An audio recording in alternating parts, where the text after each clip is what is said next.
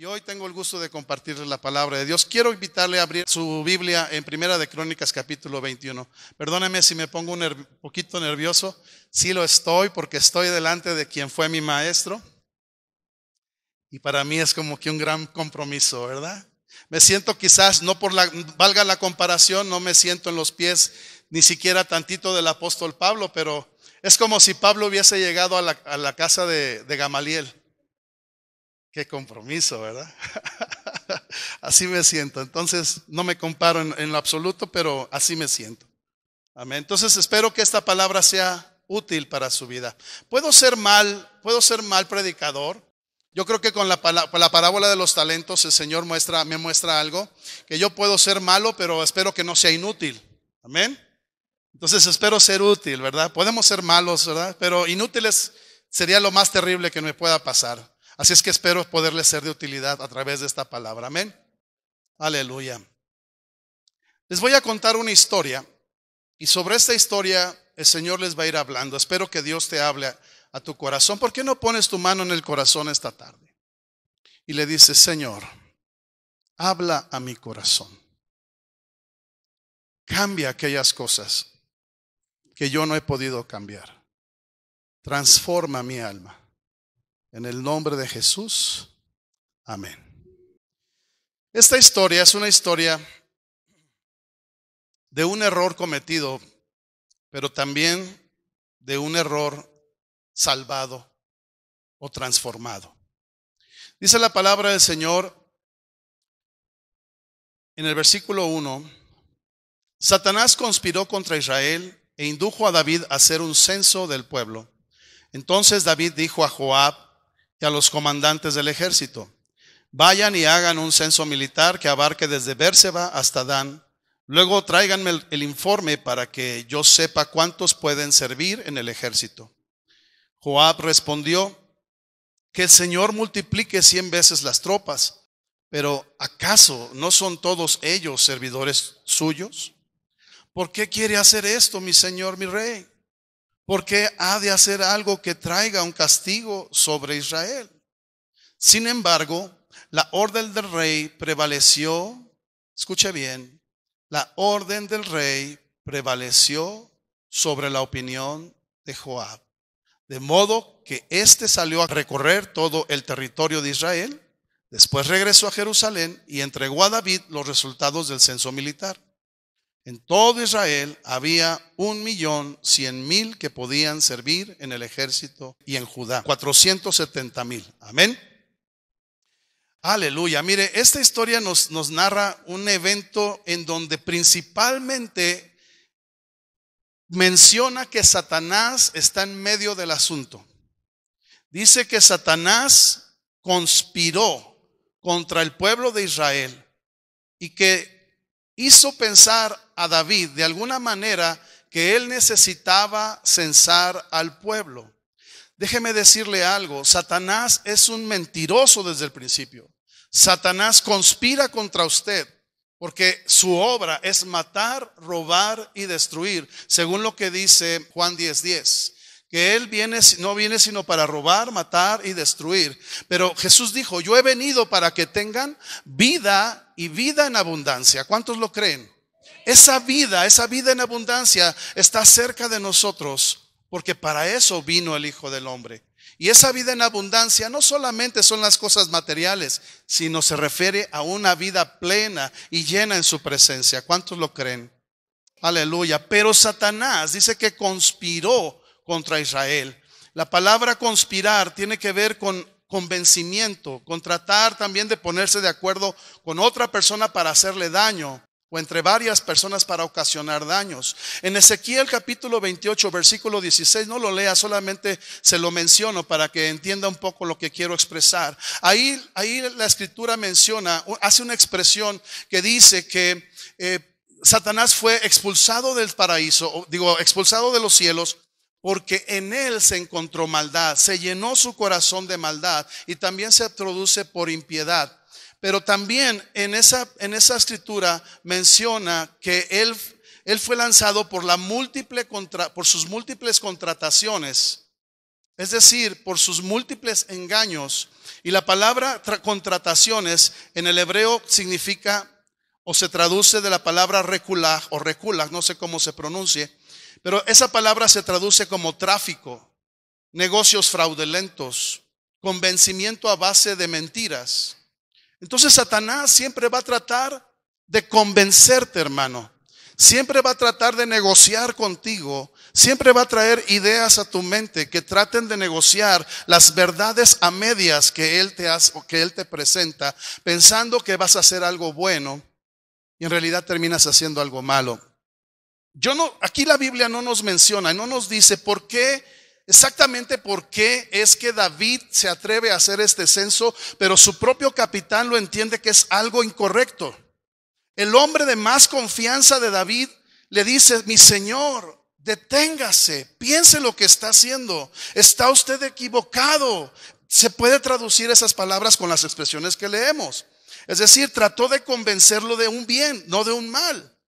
Pero dice también, que acabamos de leer, que David se entercó, que prevaleció sobre la opinión de su comandante, de una persona que tenía mucha confianza. Entonces Satanás convenció a David, pero preguntémonos, ¿por qué cree usted que David tomó esa decisión?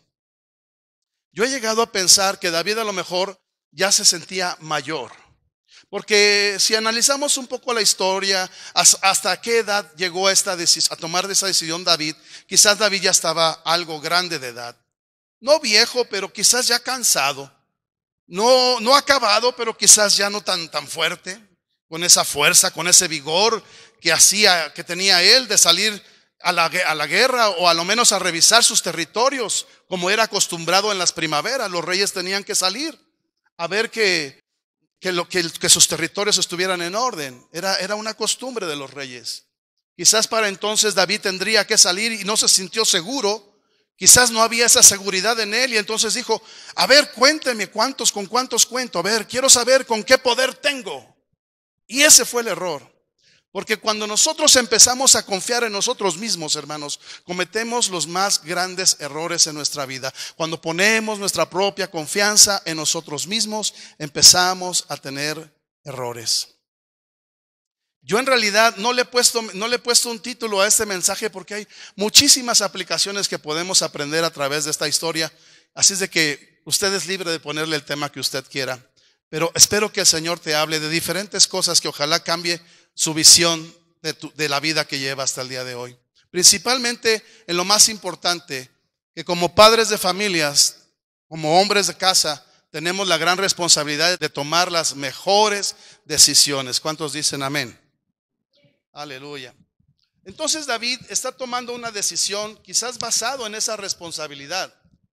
Quizás por el amor a su pueblo, por la responsabilidad que él sentía. Él toma esa responsabilidad o toma esa decisión, mala decisión, porque él no consulta a Dios, simplemente toma la decisión. Vamos a seguir en la lectura. Versículo 6. Pero Joab no contó a los de la tribu de Leví ni a Benjamín, porque para él era detestable la orden del rey. Dios también lo consideró como algo malo, de lo cual castigó a Israel. Y aquí me quiero detener un momento para meditar en esta palabra, detestable. En esta versión, es la versión Nueva Internacional, menciona esta palabra, detestable. Detestable es aquello que se rechaza por algo que no aceptas, algo que rechazas. Y lo que Dios rechaza realmente en el corazón de los hombres es la altivez de su corazón. Por eso Satanás fue echado del cielo, porque en él se encontró maldad. Pero también esa maldad fue hallada como una altivez, como un orgullo, como una vanagloria, porque él lo que deseaba era la gloria de Dios. Entonces a veces nosotros también somos impulsados a tomar decisiones basados en pensamientos que pueden proyectar en nosotros algo que nos pueda dar cierto orgullo, cierta vanagloria, cierto lugar preponderante en la sociedad. Y entonces tomamos decisiones que creemos que son buenas, en realidad terminan siendo algo malas, porque nuestro corazón se eleva a un nivel de impiedad, que quiere decir también sin corazón. también. Esto es decir, el corazón guarda nuestros sentimientos y nuestras emociones, amén. Y entonces también somos movidos por emociones. Somos movidos por esas emociones.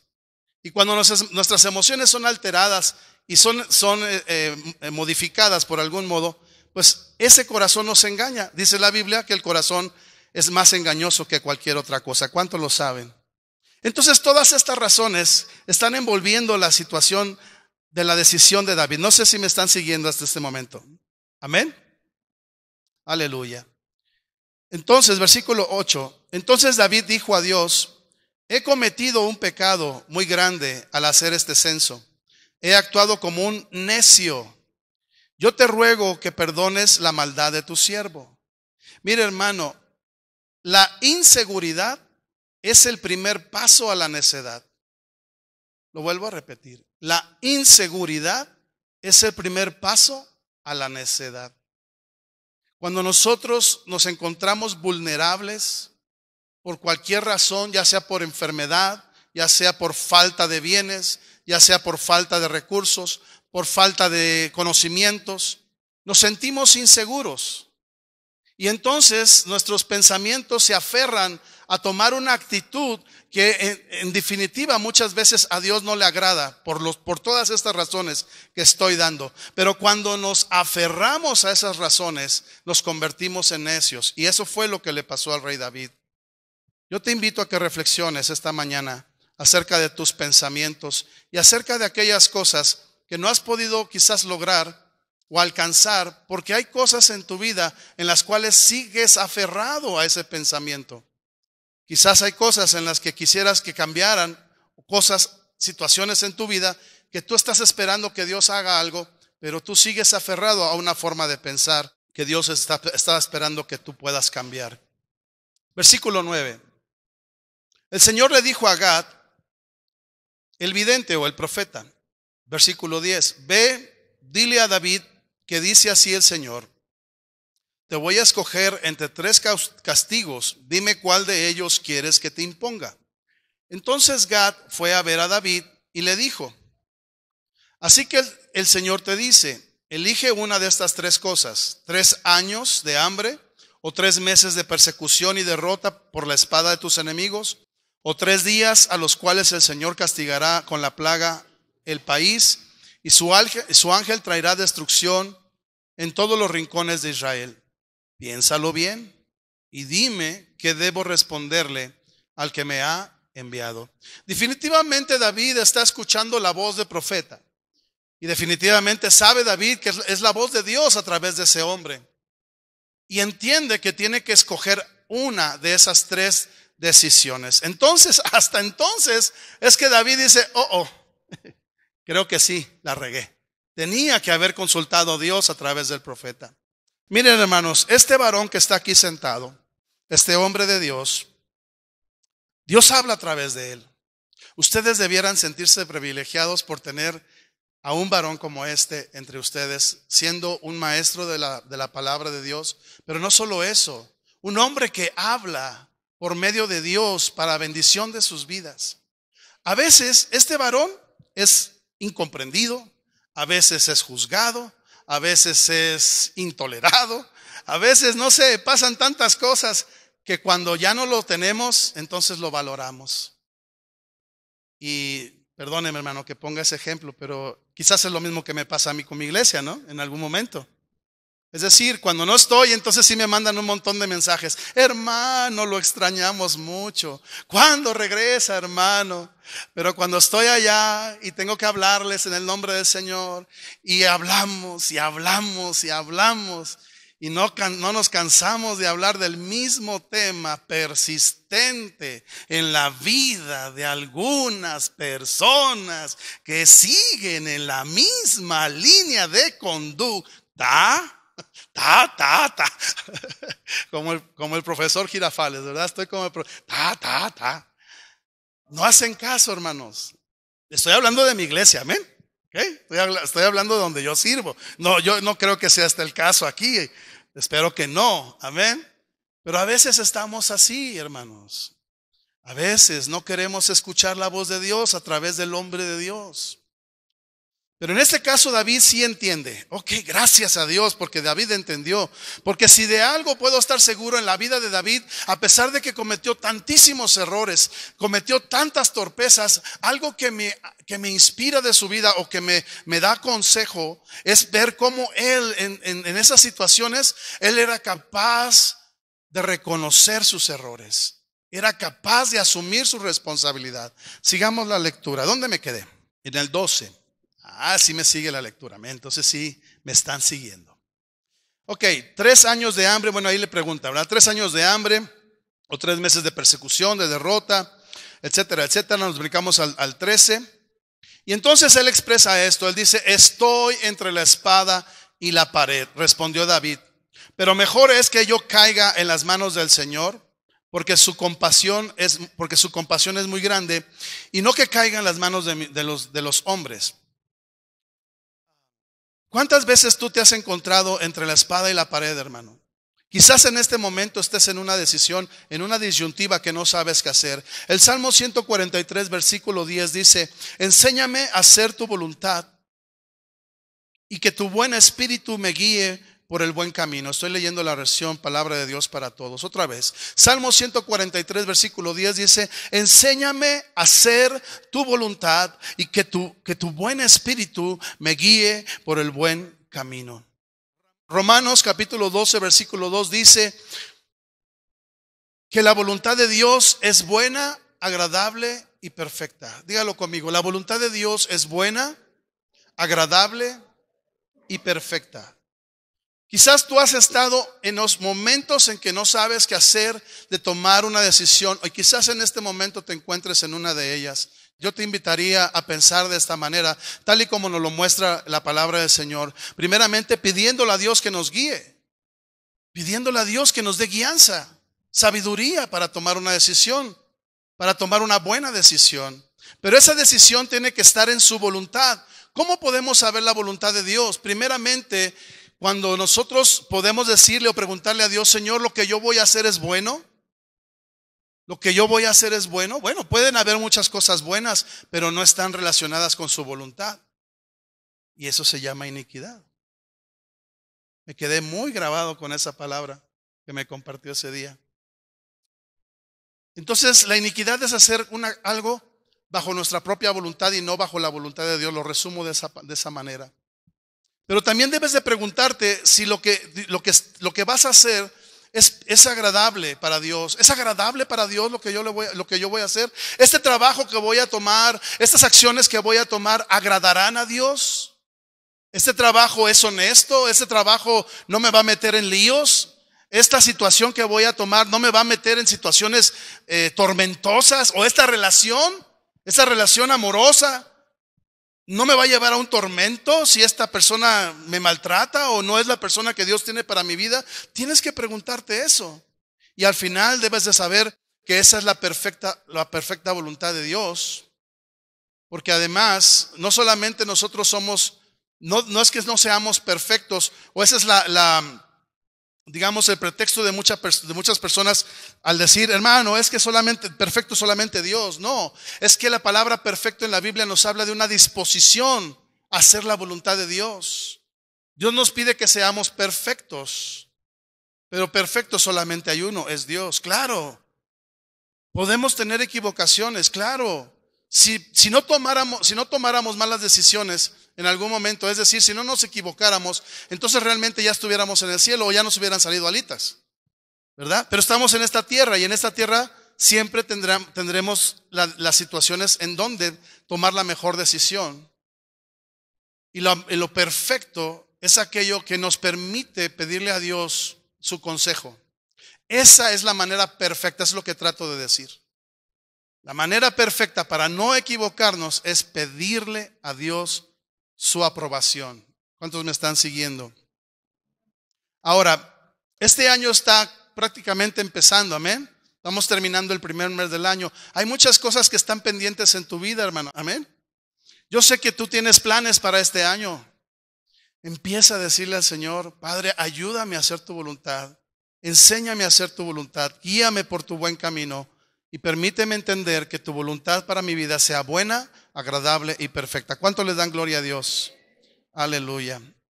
Entonces, por lo tanto, dice el versículo 14, el Señor mandó contra Israel una plaga y murieron 70,000 israelitas. Entonces Dios envió un ángel a Jerusalén para destruirla. Y al ver el Señor que el ángel la destruiría, se lamentó y dijo al ángel destructor: basta, detén tu mano. En ese momento el ángel del Señor se hallaba en el lugar donde Arauna, el jebuseo, limpiaba el trigo. David alzó la vista y vio que el ángel del Señor estaba entre la tierra y el cielo, con una espada desenvainada en la mano que apuntaba hacia Jerusalén. Entonces David y los jefes se vistieron de luto y se postraron sobre el rostro del Señor. Algunas veces, hermanos, podemos ver, Dios nos da la oportunidad de antemano de observar las consecuencias de aquellas malas decisiones. Es decir, nos previene. Amén.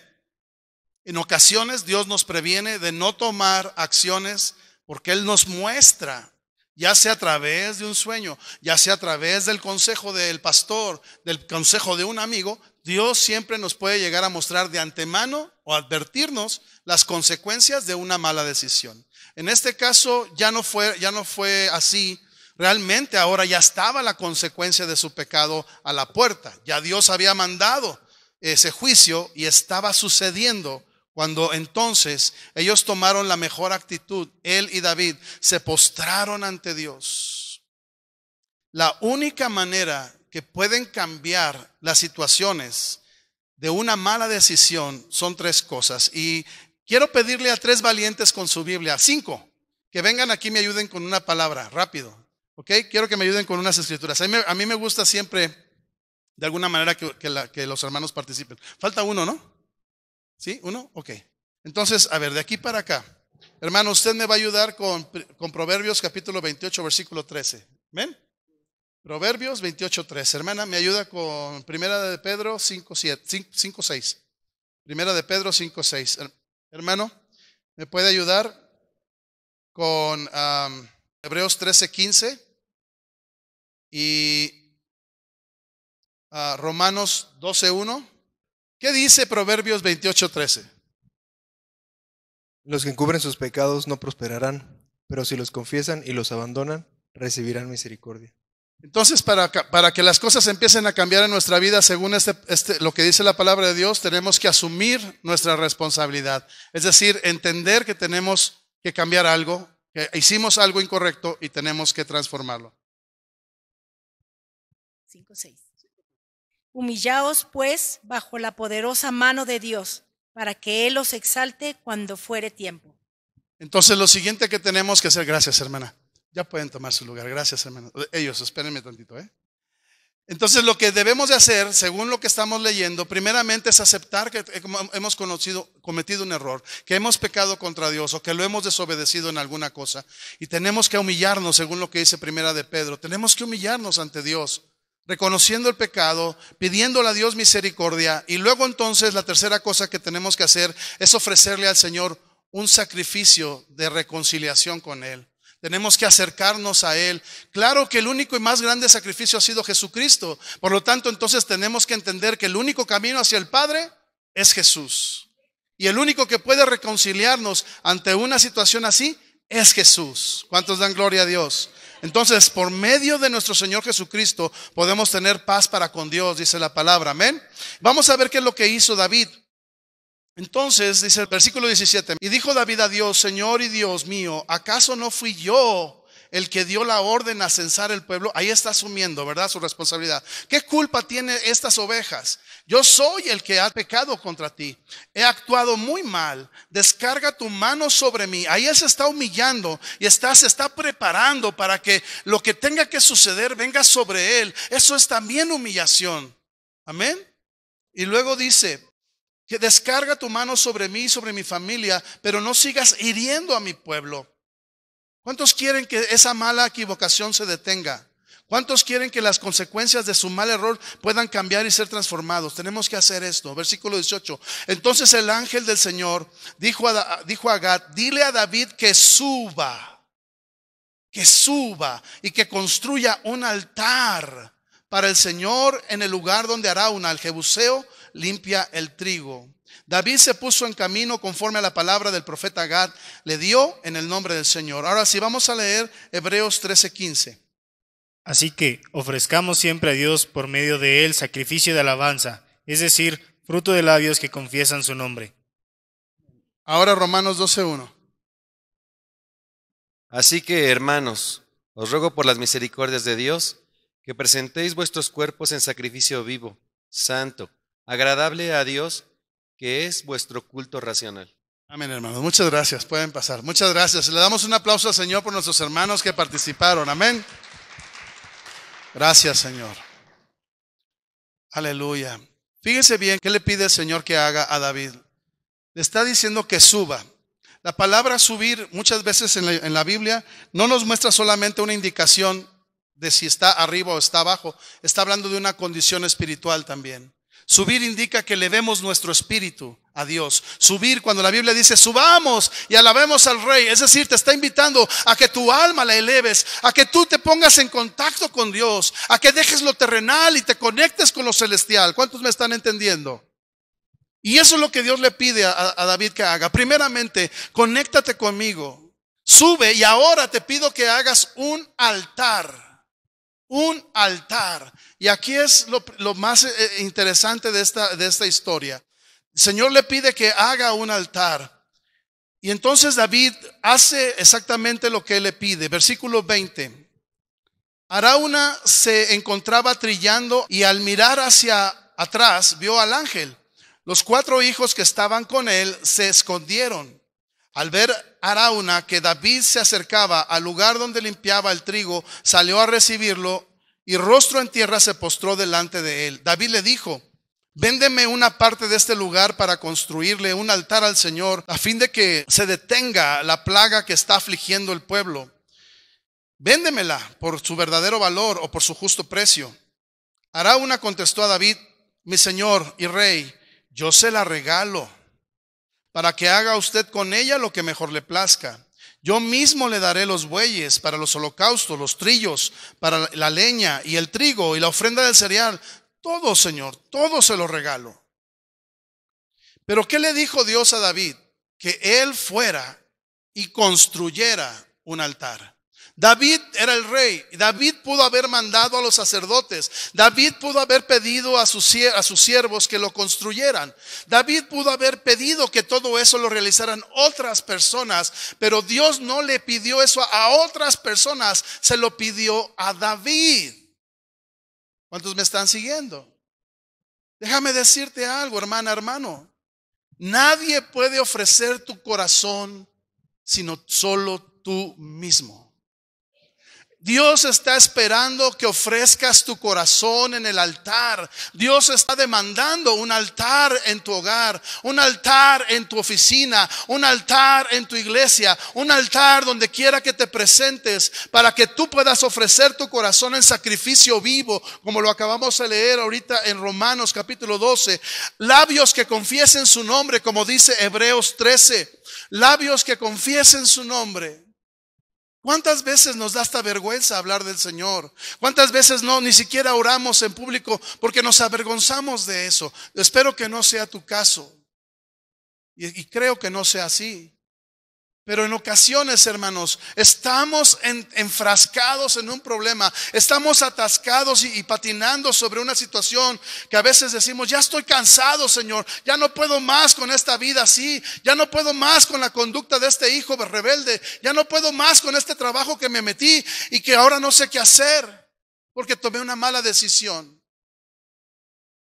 ¿Cuál sería la solución? La solución es esta: que pongas un altar donde quiera que te encuentres. Que ofrezcas tu vida en sacrificio vivo, para que entonces Dios pueda empezar a transformar aquellas cosas, aquellas equivocaciones o simplemente las consecuencias de ya acciones que ya cometiste o de cosas del pasado que te siguen alcanzando y que ahora no sabes qué hacer. Yo cometí un grave error ya siendo pastor, o ya estando yo bajo el ministerio pastoral.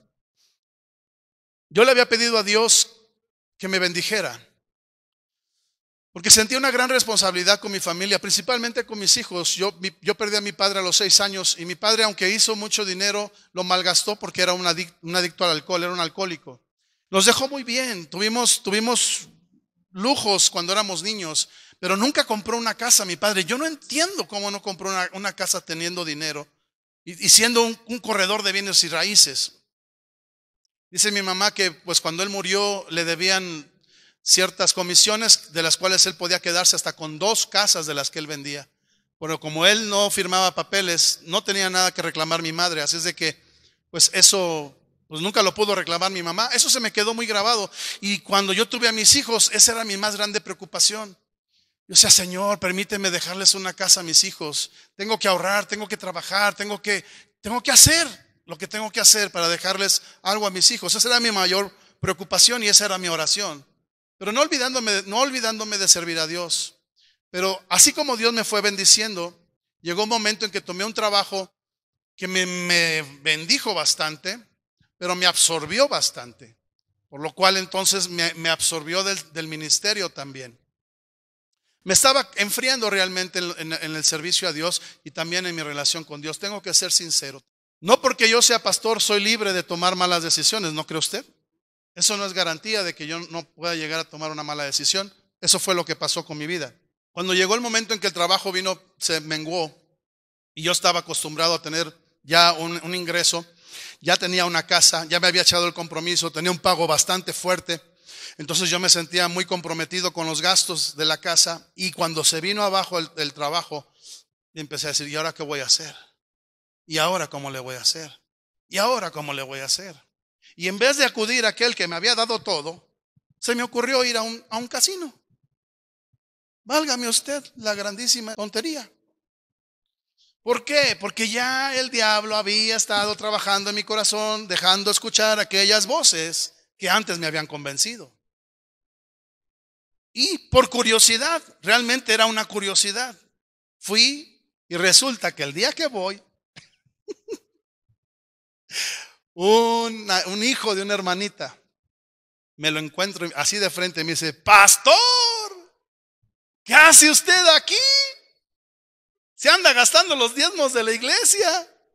Y le dijo, no, hijo, no, si traigo dinero es mi dinero, pues yo trabajo, hijo, no te creas eso, pero bien apenado, hermano, no sabía dónde meter la cara. De verdad fue una vergüenza tan inmensa que imagínese ese cuadro, hermanos. Híjole, pues las consecuencias vinieron. Las consecuencias no las pude evitar. Inmediatamente, ustedes conocen el dicho, pueblo chico, infierno grande. Pues hagan de cuenta. Corrió como pólvora. Ahora no solamente la iglesia sabía eso, el pueblo entero sabía eso. Y ya no me bajaban de parrandero y jugador y no sé qué más, ¿verdad? Entonces cometí un error, sí. No pude evitar las consecuencias, no. Y yo estaba que no sabía qué hacer. Le hablé al que en ese momento era mi tutor, que todavía mantenía relación con el hermano Neri, y le hablo y le digo, hermano, me pasó esto, hermano, ¿qué hago, hermano? ¿Qué me aconseja que haga? Me dice, pues afréntalo, hijo, afróntalo, párate y pide perdón y diles la verdad, no mientas, no trates de evadirlo, no trates de justificarlo, enfrenta el problema y acepta lo que venga. Porque si eso haces, si te humillas ante Dios, Él cuando fuere tiempo, cuando pase el tiempo, porque va a pasar el tiempo, que vas a pasar por un tiempo de amargura, entonces Él te exaltará cuando fuere tiempo. Pero mientras, humíllate. Y yo fui y me paré delante de la iglesia y empecé a hablar y decirles, hermanos, ustedes saben lo que pasó, porque ustedes ya lo saben, porque no han tenido también la situación de venir y preguntarnos, pero yo quiero decirles lo que pasó esto y esto y esto y esto, y el Señor me ha puesto en mi corazón que yo me siente como uno de ustedes. Esta es mi responsabilidad, voy a estar en disciplina hasta que el Señor trate conmigo en lo que tiene que ver con esta situación en mi corazón. Mi esposa no tiene nada que ver, ella no sabía, ella nunca supo. Así es de que si ustedes toman la decisión de que ustedes quieran que ya nosotros ya no seamos sus pastores, pues déjenoslo saber a nosotros, pero no lo cuchicheen, no lo anden ahí hablando entre otras gentes. Vengan y díganos de frente, así como yo estoy diciéndoles de frente lo que pasó. Por favor, vengan y hablen con nosotros. La decisión que ustedes tomen la vamos a aceptar. Así es de que entonces Dios realmente tomó favor para con nosotros o conmigo. Yo me tuve que disciplinar por un tiempo, sentarme como cualquier otro congregante, esperar a que el Señor tratara con mi corazón, a que las cosas se calmaran, a que los hermanos me perdonaran a mí. Pero no fue fácil. Las consecuencias fueron terribles. La confianza se había perdido. Y luego, Dios trató con mi vida por 2 años, porque yo entré en un accidente, porque no fui honestamente, ¿cómo diré? No fui tan honesto, volví a jugar. Y ahora entonces el Señor tuvo que tronarme la patita. Gracias a Dios que no perdí la vida, pero usó un accidente para que yo tuviese que volver otra vez a reflexionar todo lo que había pasado, todo aquello que había sucedido. 2 años en los que perdí mi trabajo, en lo que la iglesia no estaba conforme, en la que en un momento que estábamos a punto de salir ahí, en donde ya casi pierdo mi casa, en donde entonces ya estaba al borde de la desesperación y ya no sabía qué hacer. Y entendí que lo que tenía que hacer era pedirle perdón a Dios, humillarme una vez más y afrontar la situación. Fueron 2 años que la pasé mal, hermanos, pero habiendo pasado por ese proceso y habiendo humillado mi corazón, el Señor trajo una bendición a mi vida. Se restauró mi situación con el Señor, mi situación con la iglesia. Los hermanos empezaron a tener un poco más de confianza con nosotros, o conmigo principalmente. Y otra vez esa confianza vino hacia nosotros. El Señor nos bendijo porque yo entré en un proceso de una demanda, porque yo no me sentía bien. Y en fin, una larga historia. Dios nos bendijo con un dinero económicamente. Y con eso yo pude comprar mi casa, pude comprarle a mi esposa un automóvil, y con ese dinero empezamos lo que es Ministerios de Esperanza. Ministerios de Esperanza compró un edificio para que pudiéramos levantar una casa de rehabilitación, el cual ahorita está detenido ese proceso. Porque ahora entendí el propósito de mi vida, que el propósito de mi vida no está en buscar los bienes materiales, sino cumplir el propósito de mi llamado, servirle al Señor. Y eso fue lo que pasó también en el corazón de David. Mire, vamos a leer, ya estoy terminando. Entonces, versículo, ¿dónde me quedé? Versículo 25, ¿verdad? Entonces, así fue como David dio a Arauna 600 siclos de oro por aquel lugar. Allí construyó un altar al Señor y ofreció holocaustos y sacrificios de comunión.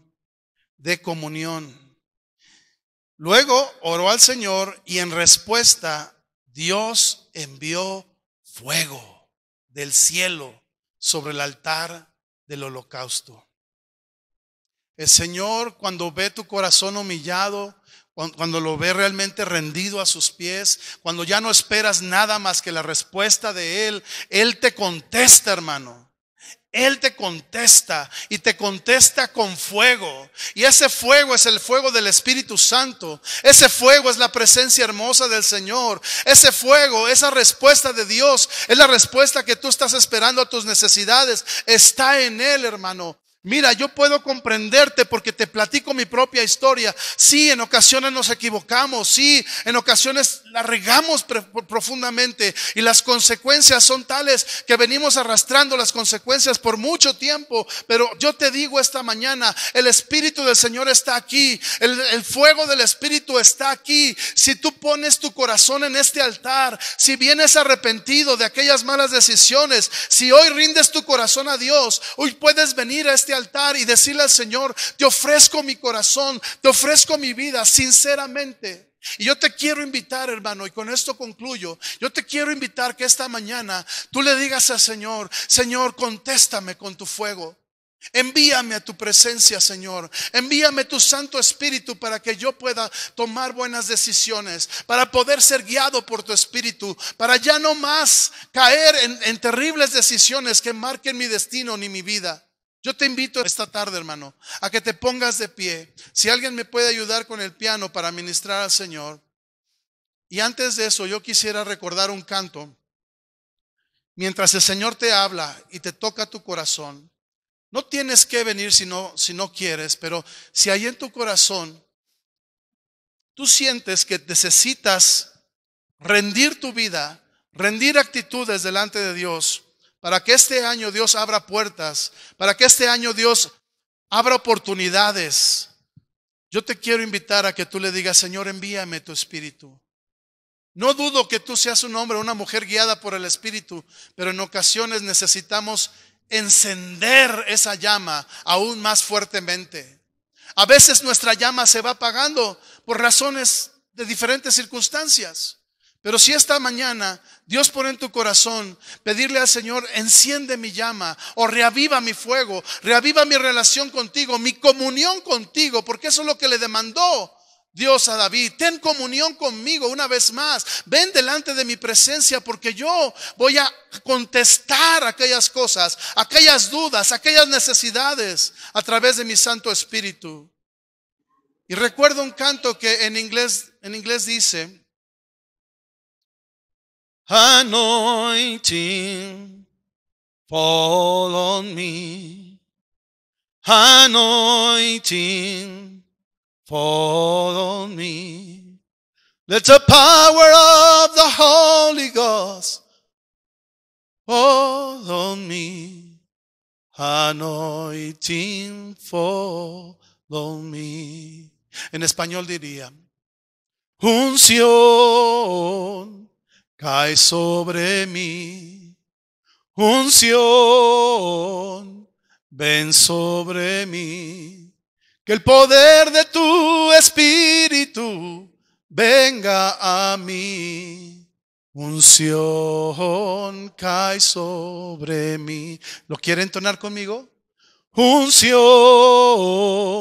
cae sobre mí, unción cae sobre mí, que el poder de tu Espíritu caiga en mí, unción ven sobre mí. Una vez más, fuerte, iglesia, vamos a cantarle al Señor: unción cae sobre mí, unción cae sobre mí, que el poder de tu Espíritu caiga en mí, unción cae sobre mí. Ahora ayúdeme, hermana, con un canto mientras alguien quiere acercarse a este altar. Si alguien quiere acercarse ante la presencia del Señor, yo quisiera que mi hermano pastor le ministrara, pusiera sus manos sobre usted. Si usted tiene esa necesidad, aquí está el Señor, aquí está el fuego de su Espíritu. Hermana, por favor ayúdeme. Venga a orar por sus hermanas, por sus consiervas. Pastor, y ponga manos sobre su pueblo. Y la unción que ha depositado sobre ustedes, yo estoy seguro que esa unción va a ser derramada una vez más sobre este cuerpo, sobre estas personas, que es el cuerpo de Cristo. Gracias, Señor. Gracias, Señor. Gracias, Espíritu Santo.